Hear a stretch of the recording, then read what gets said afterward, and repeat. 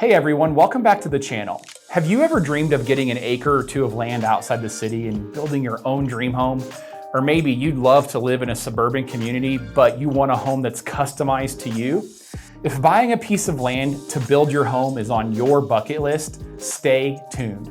I want to make sure you know these 5 essential things to consider before you purchase the land. I'm Joe Nelson of the Nelson Home Group, Kansas City's highest rated real estate team on Google. And believe it or not every kind of home can be built on just any piece of land, and there's a lot more that goes into building a home than floor plans and laying a foundation. Before you buy the wrong lot for your dream home, watch this video till the end.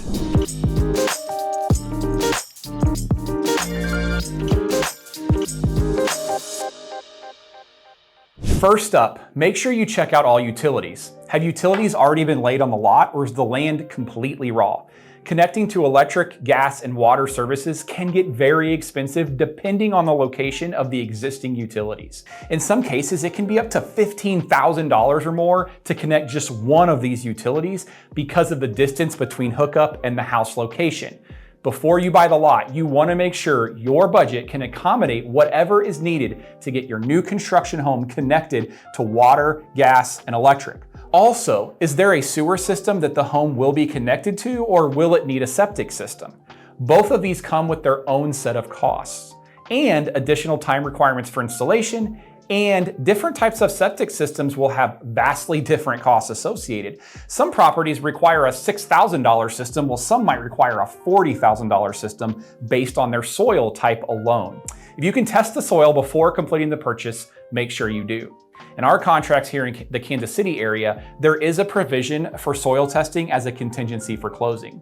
If you're buying land to build on, make sure you take advantage of the time for a perk test. That is, measuring how quickly the soil can absorb liquid, and check with your preferred builder on what they estimate the total utility cost to be. Number 2, and yet equally as important, you need to make sure your preferred house type can even be constructed on the lot you're choosing. Don't just assume the property has enough of a downward slope to do a walkout basement, or that your builder could give you a perfectly flat backyard for a pool. You need to have your builder check out the land and do the math. In many cases, additional excavation work is needed to make these things work out, and that means a much higher cost to build. And that's if there's already enough of the right land conditions to make up for most of it. If the land itself doesn't already have enough of a slope for a walkout basement, or too much additional excavation could cause stability issues and mess with your foundation over time. You also run the risk of digging and hitting rock, which prevents you from finishing the dig or will require expensive rock removal, and that could end up wasting your money. Avoid this by having an excavator survey the property during your inspection and contingency period. A licensed professional can get a far more precise estimate of what work is possible and what needs to be done to make the layout of your home a reality. On that same note, you need to investigate the dirt. Here in the Kansas City area, there is a lot of rock underneath soil and clay. Hammering out unexpected rock and replacing bad soil that isn't fit to bear the weight of your home can be costly. You also need to make sure you won't accidentally hit spring water while digging. This is something I recently experienced when installing an in-ground pool myself. We found out during construction that an undisclosed spring was under our land, and the cost of damming the water skyrocketed the overall price and delayed installation by several months. Paying a soil engineer a couple $100s for testing is worthwhile to avoid paying an excavator $20,000 or more to jackhammer out a bed of limestone and truck it away. Knowing the challenges each property has can help you spend your money wisely and avoid buying a piece of land only to later find you can't build the home you've been dreaming of on top of it. It's important not to assume anything is in place or just take the neighbor's word for it when investigating a new property. Boundaries, utilities, and setbacks can change over time. Sometimes owners think everything is free and clear, but a survey will reveal that boundary lines aren't actually along a fence line as they thought, or that there are easements in place that have been forgotten about. It's possible that a piece of land is landlocked and an easement needs to be put in place before building. This is usually a costly or time-intensive fix that wasn't planned for in the construction budget or workflow. Make sure information about your lot is coming from the correct source.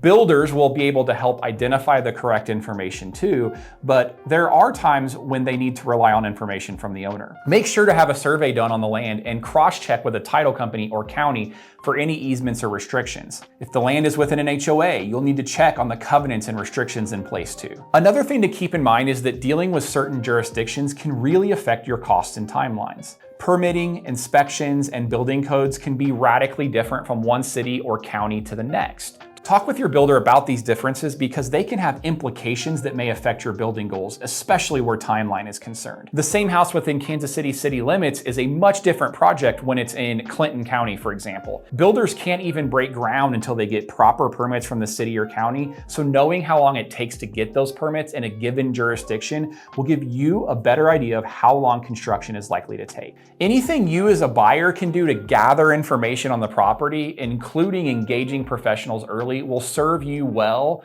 both at the negotiating table and in reaching your building goals. This is one of the benefits of hiring a good design and build operation. Their process typically starts earlier and is more in depth, so they're proactive with any challenges instead of dealing with the aftermath. A good design and build firm can take advantage of a property's strengths and minimize its weaknesses. Before making a land purchase, they will go through a lot selection and pre-design process so that you're armed with the knowledge of what your lot needs to build the home you want. Your real estate professional should be able to recommend a trusted company who can help with just that, as well as help navigate which builders are allowed to build within certain subdivisions if purchasing a lot in an established neighborhood. If you're looking to build a custom home here in and around Kansas City, we know a lot of well-trusted design and build teams that we can connect you with depending on your budget and style. So make sure to reach out to us today. All right, guys, I want to hear from you. Drop a comment below if you've ever considered buying land around the Kansas City area, either to build on or maybe to have as an investment or even to hunt or farm on. Comment KC Land and I'll direct message you to set you up on a custom alert for properties in the area that you'd love to see. Or click the link in the description. Make sure to like this video and subscribe to our channel for a new Kansas City lifestyle or real estate video every week. And if you'd like to put KC's #1 marketing plan to work for you, call or text me today. My number's on the screen and in the description box below. Let my team be your Kansas City real estate experts. See you next time.